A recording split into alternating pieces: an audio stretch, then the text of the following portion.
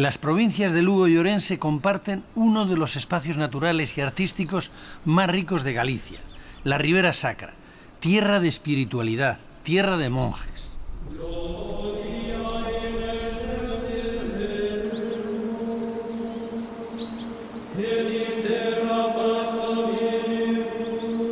Fue entre los siglos X y XIII, el momento de su máximo esplendor, cuando estos paisajes se llenaron de monasterios.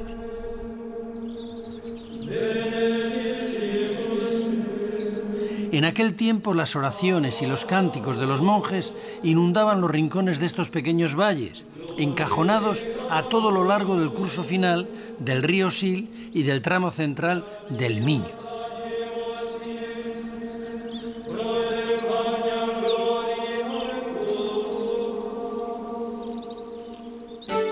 En la Ribeira Sacra se produce la mayor concentración de monasterios románicos de toda Galicia. Algunos conservan todavía hoy sus estructuras monacales, pero la mayoría se reconvirtieron en iglesias parroquiales después de que fueran abandonados por los monjes.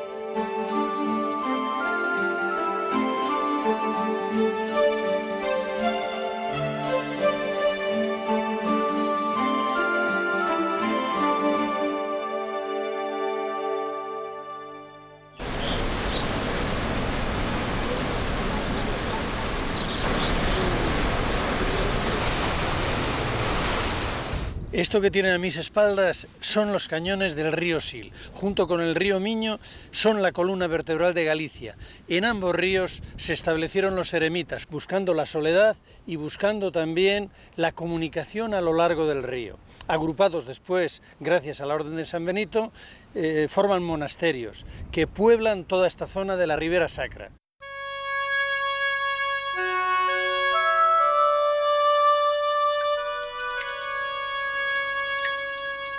En el siglo IV, aquí en Galicia, arraigó con gran fuerza la herejía de Prisciliano, que era obispo de Ávila, pero gallego de nacimiento. Su movimiento religioso predicaba, entre otras cosas, el retiro físico y espiritual, la huida del mundo. Son tantísimos los lugares propicios para la oración y el retiro en la Ribeira Sacra que en los primeros siglos del cristianismo estos parajes debieron de estar llenos de ermitaños. Elegían cuevas ya existentes y en muchos casos las agrandaban excavando la roca para dar cabida a la ermita en la que rezaban y en la que con el tiempo llegaron a acoger a otros ermitaños.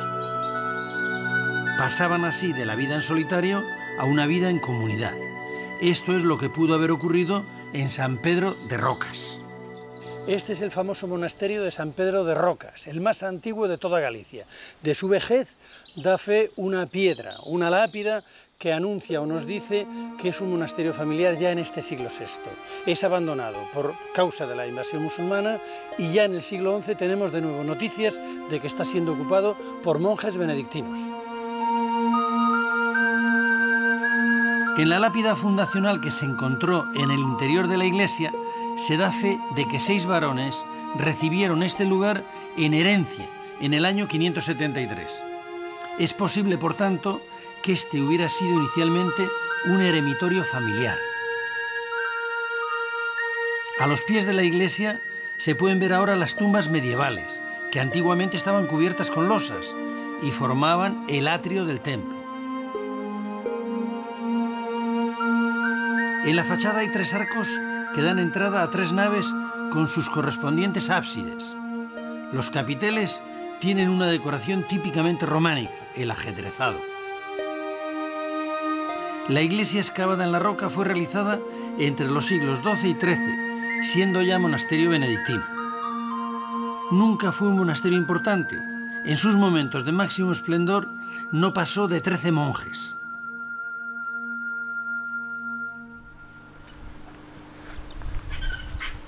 Este es el monasterio de Montederramo.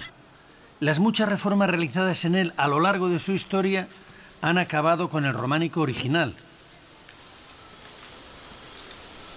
Fundado en el siglo XII por los cistercienses, fue el más poderoso de la orden en esta zona y el que dio pie involuntariamente al nombre de Ribeira Sacra.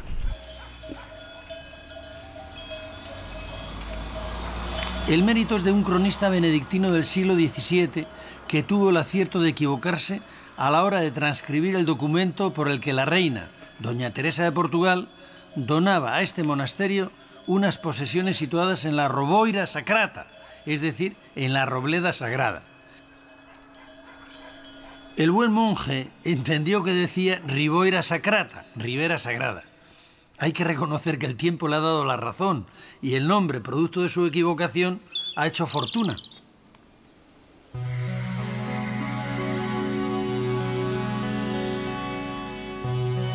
Los paisajes de la Ribera Sacra son un verdadero ejemplo de aprovechamiento sostenible del territorio. La combinación de valles profundamente encajados, con laderas muy empinadas, no ha sido impedimento para su intensa ocupación. La necesidad de tierra para el cultivo ha hecho que sus gentes hayan conseguido roturar hasta los lugares más inaccesibles.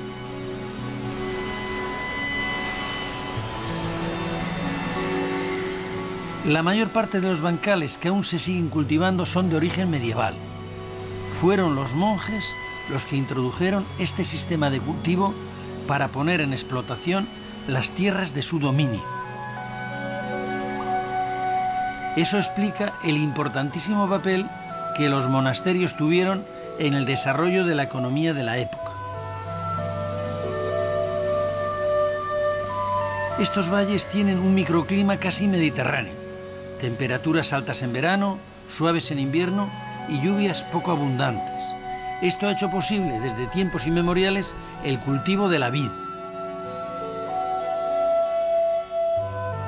En la actualidad, los nuevos viticultores, tan sabios como los monjes, están haciendo renacer con sus nuevas técnicas el amor por el vino en esta zona.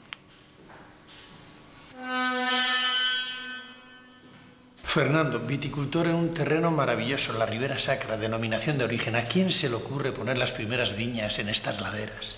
Pues los primeros, sin duda ninguna, fueron los romanos, ¿no? Ellos, que vienen buscando el oro, posiblemente se encuentren aquí con algo que no, a lo mejor no esperaban, que sería pues un microclima fantástico y una zona mediterránea que para ellos fue lo que les llamaron el Amandi, ¿no? La tierra digna de ser amada. Para hacer vino no cabe duda que hay que reunir varias cosas. La fundamental es un buen suelo y un buen clima. Y las variedades, pues me imagino que las traerían ellos. No sabemos qué tipo de variedades, pero la vitis vinífera desde luego que estaba ahí.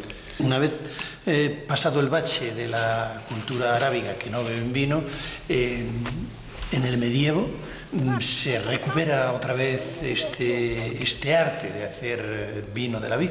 Exactamente, los monjes fueron los encargados en un momento pues difícil posiblemente para la agricultura y siempre con la sabiduría de los monjes de traer esas variedades que luego fueron fantásticas para vinificar y que hicieron aquellos vinos que realmente podían llegar a ser buenos vinos.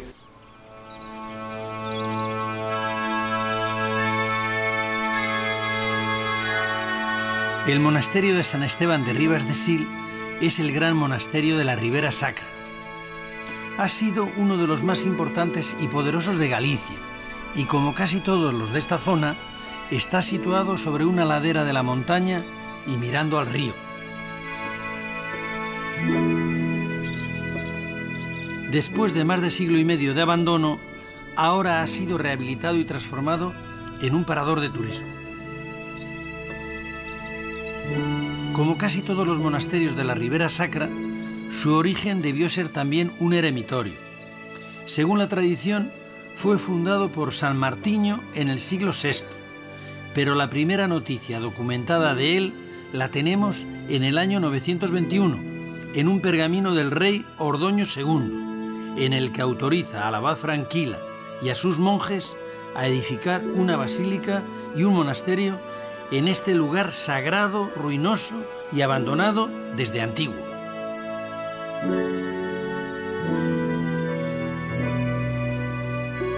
Muy pronto el monasterio adquirió tal notoriedad por el rigor de su observancia religiosa que, según la tradición, se retiraron aquí, después de renunciar a sus sedes, 9 obispos que acabaron sus vidas con fama de santidad. Con tal motivo, el escudo heráldico del monasterio que preside su fachada renacentista Tiene 9 mitras.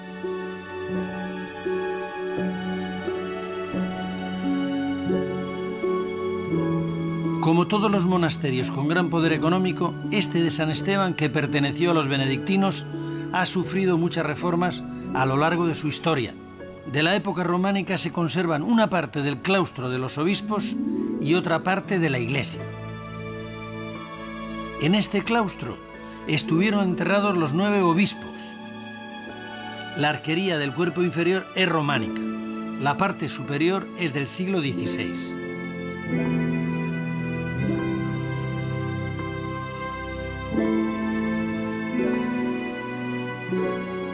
La iglesia, levantada a mediados del XII, tiene una planta basilical de 3 naves con sus correspondientes ábsides.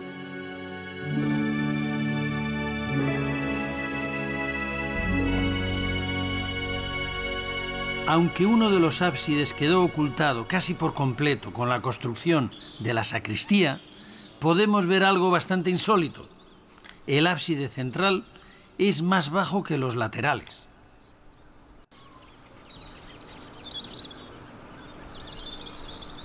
En el interior de la iglesia encontramos un hermoso retablo de piedra. En una de sus caras nos muestra a Jesucristo con sus 12 apóstoles. En el centro, presidiendo, la figura de Cristo con corona y cruz procesional. San Pedro está a su derecha y San Pablo a su izquierda. La figura de Santiago tiene la particularidad de ser la más antigua que se conoce del apóstol ataviado como peregrino. Es la primera vez que se le representa con el emblema de la peregrinación a Compostela, la vieira.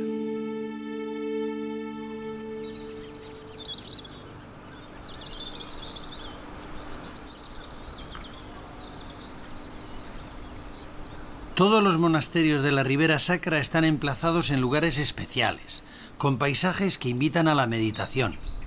Pero el más espectacular de todos es el monasterio de Santa Cristina, encaramado sobre un cañón del Sil y rodeado de un bosque de castaños centenarios.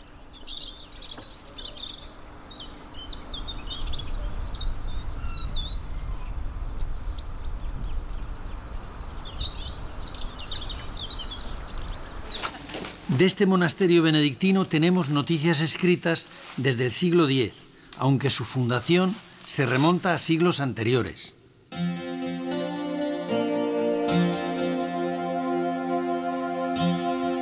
No está claro el momento en que llegó la orden benedictina a la Ribera Sacra, pero por la escasa documentación que se conserva podemos deducir que fue a finales del siglo XI o comienzos del XII. No fue un monasterio demasiado poderoso, tenía pocos monjes, aunque llegó a acumular un amplio patrimonio a través de las donaciones. Por los contratos de arrendamiento de sus tierras de dominio, sabemos que exigían a los paisanos el pago de las rentas en especies, siendo las más demandadas el vino, las castañas secas, las nueces, el centeno y el lino.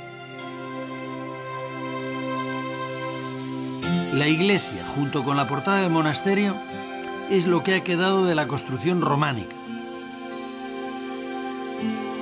La puerta, ricamente decorada con temas vegetales y con su arco de 4 lóbulos, es muy original.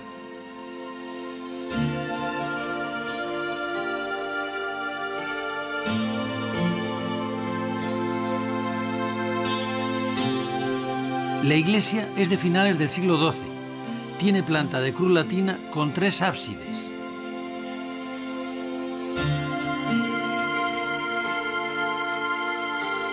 En la fachada destaca un rosetón que cuando el sol se pone inunda la nave de luz.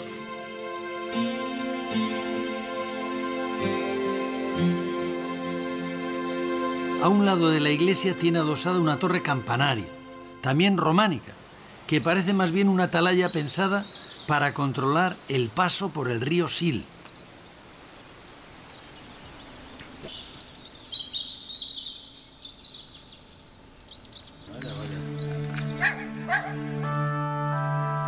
El monasterio de San Julián fue fundado por monjes cistercienses de Montederramo en 1170, como recoge una inscripción situada en una de sus dos portadas. En el siglo siguiente cambió su advocación original por la de Santa María, que era la habitual en los cenobios del Císter. Fue dentro del Císter el segundo monasterio masculino, en tamaño y poder, de la Ribera Sacra. De aquel monasterio original nos ha quedado parte de su iglesia, construida en torno a 1200 y ahora utilizada para el servicio religioso de la parroquia. Tiene 3 naves con sus correspondientes ábsides. El arco triunfal del presbiterio es ya ligeramente apuntado. La decoración, como era propio de estos monjes reformistas, es de una gran austeridad.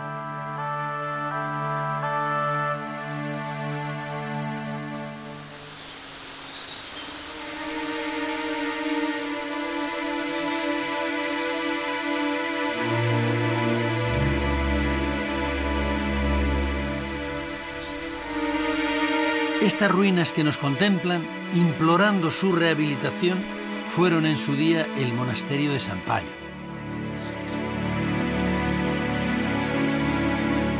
Las primeras noticias que tenemos de él se remontan al año 934. Perteneció a la Orden de San Agustín. La iglesia, de estilo románico, está a punto de derrumbarse. Es de una sola nave, con su correspondiente ábside, y cubierta con un armazón de madera que se ha venido abajo.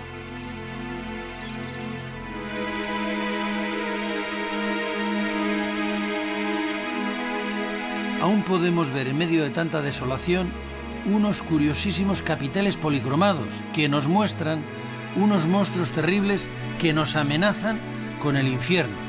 Ellos sabrán por qué.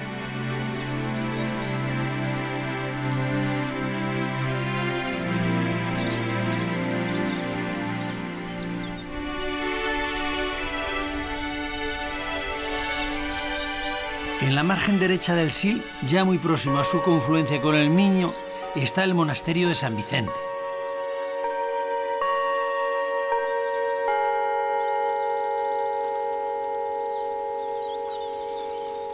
Este monasterio, del que ya tenemos noticias en el año 935, es el primero en incorporarse como priorato a la abadía de Cluny. En 1108 fue donado por la infanta doña Urraca a los benedictinos. La iglesia, que es lo único que se ha conservado, fue construida a comienzos del siglo XIII sobre una ladera, por lo que tuvieron que excavar para poder levantar los 3 ábsides de su cabecera.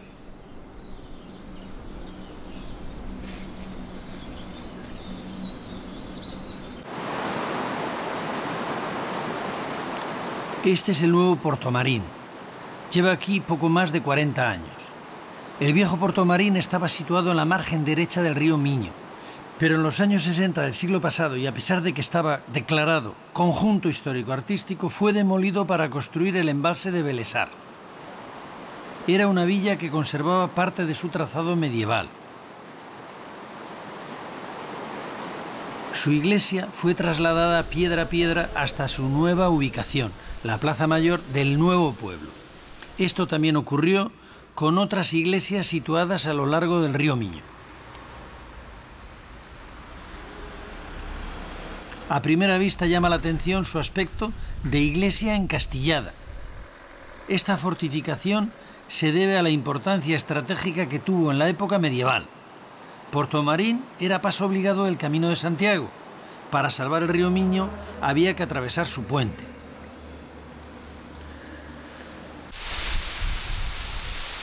Aún se conserva la portada de la iglesia de lo que fue el Hospital de Peregrinos de San Pedro.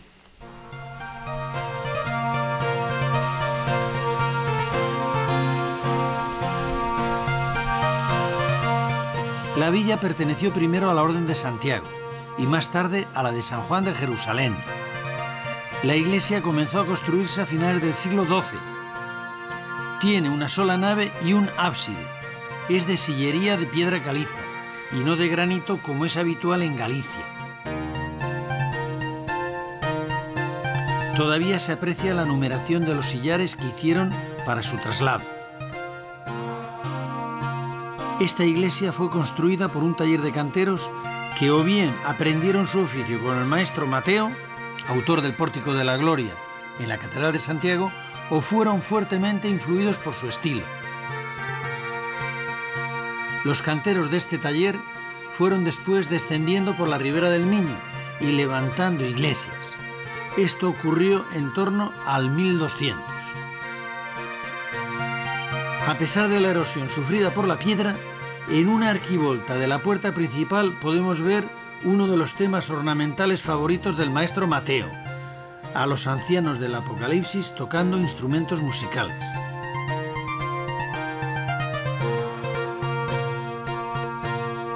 También llama la atención el enorme rosetón que adorna la fachada principal.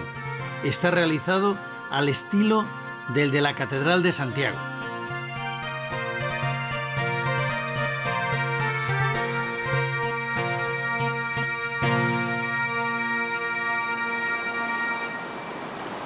Además del buen románico, Portomarín tiene otro tesoro que se esconde en el Miño y que solo se puede ver cuando baja el nivel del pantano: los caneiros.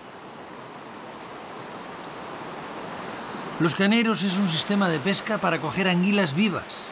El método consiste en estrechar el río poco a poco hasta convertirlo en un embudo donde se coloca un butrón y se las captura. Estas artes pesqueras eran muy utilizadas por los monjes en los ríos de que eran propietarios para conseguir el pescado que necesitaban para su alimentación. Eduardo, buscador de tesoros en los ríos. El arte de los caneiros, ¿de cuándo procede este arte de captura de la anguila? Pues procede parece ser que de los celtas, aunque después ya los romanos pues los modificaron, los prepararon mejor detallados, mejor para pescar, y ahí está. Este arte lo heredan los monasterios, que eran en cierta medida los dueños de la explotación de los ríos. Sí, sí, perfectamente. Además, esa gente, pues después, como no los podía atender ellos mismos, pues los cedían a los ribeireños y les daban, era como un contrato, ¿no? Y les pagaban en especie, un tanto por cien para el monasterio y el resto para el paisano que practicaba la pesca en ellos, ¿no? Y me imagino que los monasterios tenían que conservar las anguilas en balsas, igual que las truchas y otros pescados, para poderlos comer a diario. Efectivamente, había se llaman aquí unas arquetas. Esas estaban continuamente en el río, estaban preparadas para que entrara agua y saliera, para que el pescado estuviera siempre pues vivo, ¿eh? Se conservaba perfectamente. Y de ahí tomaban lo que necesitaban para el consumo diario, las fiestas, etcétera, etcétera. Efectivamente.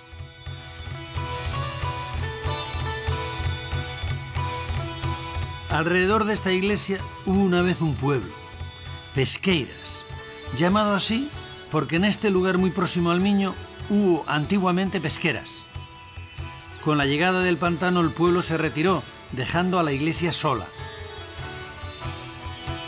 A su alrededor han crecido los castaños, que ahora proporcionan a los paisanos sus buenas castañas. Las castañas eran otro de los alimentos básicos para los monjes. Se secaban y duraban todo el año. La iglesia es lo único que queda de un monasterio benedictino femenino que se levantó aquí, el de Santa María. La construcción se llevó a cabo a comienzos del 13, seguramente por el mismo taller que el de San Juan de Portomarín.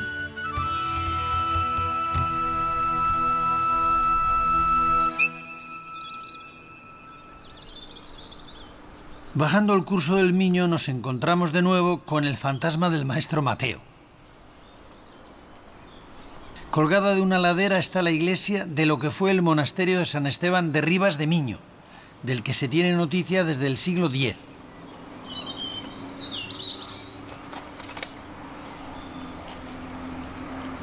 La iglesia fue levantada a comienzos del siglo XIII, posiblemente para sustituir a otra más pequeña, por lo que tuvieron que excavar el terreno para colocar el ábside y en el otro extremo construir una pequeña cripta para soportar la fachada.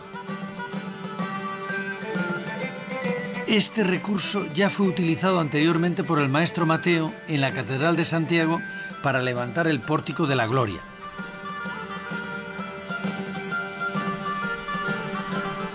La fachada principal es una de las más bellas del románico español. Su portada está flanqueada por dos puertas ciegas y rematada por un gran rosetón de cerca de 4 metros de diámetro. En una de las arquivoltas vuelven a aparecer los músicos con sus instrumentos musicales. En este caso son 7.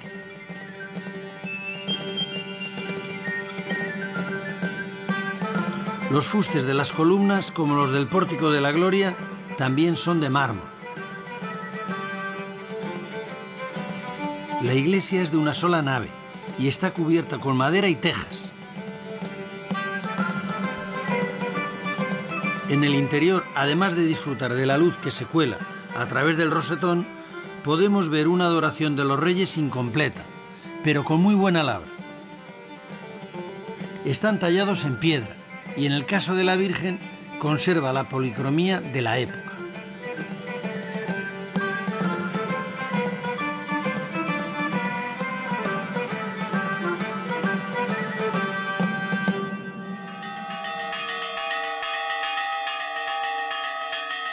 Cerca de San Esteban, en Diomondi, se vuelve a repetir su fachada, aunque ahora sin rosetón. Esta iglesia fue parte del monasterio de San Payo, del que tenemos noticias documentadas en el año 954. Era un monasterio dúplice, es decir, que tenía una comunidad de monjes y otra de monjas. Este tipo de monasterios fueron muy abundantes en Galicia entre los siglos IX y XII, hasta tal punto que en 1104 el Papa le envía una bula al obispo de Santiago en la que le hace saber lo siguiente: aquello que hemos oído decir, que por vuestra región habitan monjes con monjas, es de todo punto inconveniente.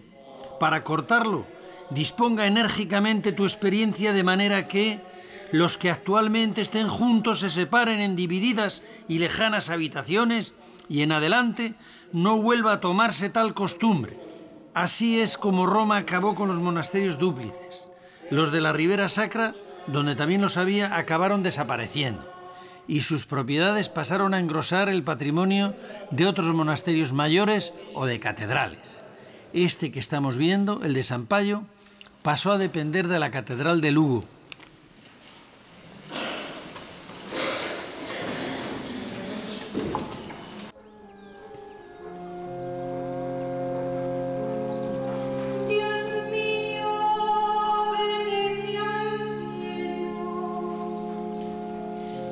Con la desaparición de los conventos dúplices y la llegada a Galicia de la orden benedictina, tomó fuerza el monacato femenino. En la Ribera Sacra, durante los siglos XII y XIII, llegó a haber tantos monasterios femeninos como masculinos. La mayoría de ellos se asentaron en conventos que ya existían.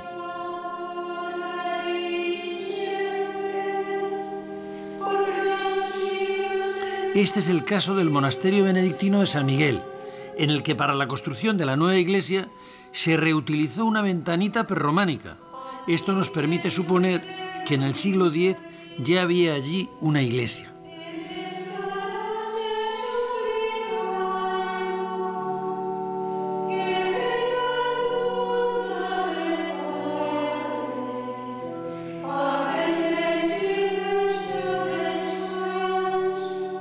Muy cerca está la iglesia de lo que fue el monasterio de San Felices, del que tenemos noticias a comienzos del siglo XII.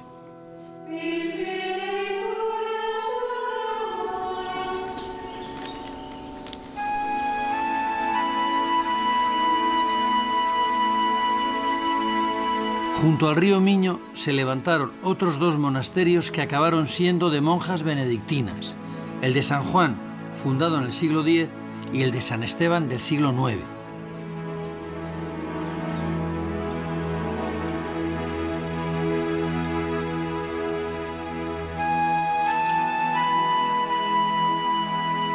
Desde el emplazamiento actual de San Esteban de Chauzán se puede ver en la otra orilla del Miño uno de los monasterios más antiguos de Galicia, acogido también a la protección de San Esteban de Atán, fundado por Odoario en el año 747. En su iglesia románica podemos ver reutilizadas las bellísimas celosías prerrománicas del edificio primitivo.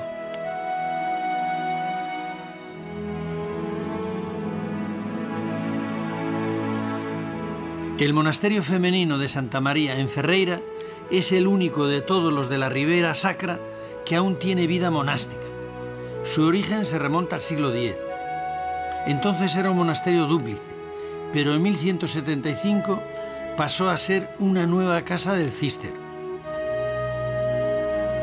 9 siglos llevan las monjas cistercienses que han pasado por esta comunidad reuniéndose en esta iglesia románica 7 veces al día para celebrar los oficios religiosos que les manda la regla de San Benito. Esta Virgen con el niño que apareció en un muro durante unas obras de restauración fue seguramente la que durante cientos de años presidió las oraciones de las monjas, lo mismo que ahora. Madre Abadesa, viviendo tan retiradas del mundo, la gente puede pensar de ustedes que se olvidan del mundo. ¿Cuál es su misión realmente en esta vida? Estamos aquí ya no solo para nosotras, estamos cumpliendo una misión. Nuestra misión es rezar, implorar y orar en nombre de todo el mundo, no ya por el mundo también. Cuando nos piden oraciones por una causa concreta, pues bueno, lo hacemos, pero lo general es rezar y orar en nombre del mundo, en nombre de los hombres, de los hermanos. Roguemos por los enfermos y agonizantes. Señor, ten piedad. Por los trabajadores nocturnos. Cristo, ten piedad. Por el eterno descanso de los difuntos. Señor, ten piedad. Oremos. Concede, Señor, a nuestros cuerpos fatigados el descanso necesario. El Señor Todopoderoso nos conceda una noche tranquila y una muerte santa.